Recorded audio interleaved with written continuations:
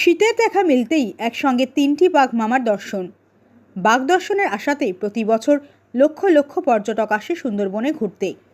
আর এবার শীতের শুরু থেকেই সুন্দরবনে পর্যটকদের ঢল নেমেছে, যার মধ্যে অন্যতম বনি ক্যাম্প, যেখানে শীতের প্রথমেই মিষ্টি জলের পুকুরে জল খেতে এসে পর্যটকদের দর্শন দিল মা বাঘিনী সমেত দুটি শাবক। আর একসাথে তিনটে বাঘ দেখে খুশি পর্যটক থেকে শুরু করে বন দপ্তরের কর্মীরা। আর যারা এসে বাঘের দর্শন পেলেন না, তারা একরাশ হতাশা আর দুঃখ নিয়ে লঞ্চের উদ্দেশ্যে ফিরে গেলেন। এক পর্যটক পরপর 5 বছর এসে বাঘের দর্শন পায়নি, আর ষষ্ঠতম বর্ষে বনি ক্যাম্পে এসে তিনটি বাঘের দর্শন পেয়ে আনন্দিত হয়ে পড়লেন। শীতের হালকা আমেজের মধ্যেই এবার বাঘের দর্শন পাওয়া গেল সুন্দরবনের বনি ক্যাম্পে।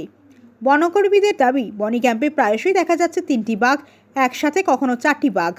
মা বাঘিনীর সাথে দেখা দিচ্ছে কখনো 2 শাবক, কখনো বা 3 শাবক। সোমবার সকালেও বনি ক্যাম্পে ঢোকার মুখে জেটি ঘাটের পাশে নদীর চরে মিলল মা বাঘিনী ও ব্যাঘ্র শাবকদের পায়ের ছাপ, যা দেখে বন্যকর্মীরা খুশি। আর বারবার বাঘের দর্শন পাওয়ায় পর্যটকরাও বেজায় খুশি। বনকর্মীরা আশা করছেন বনি ক্যাম্পে বারবার বাঘিনী ও তার শাবকদের দর্শন পাওয়া যায় সুন্দরবনের বনি ক্যাম্পে এবার পর্যটকদের রেকর্ড ভিড় হবে।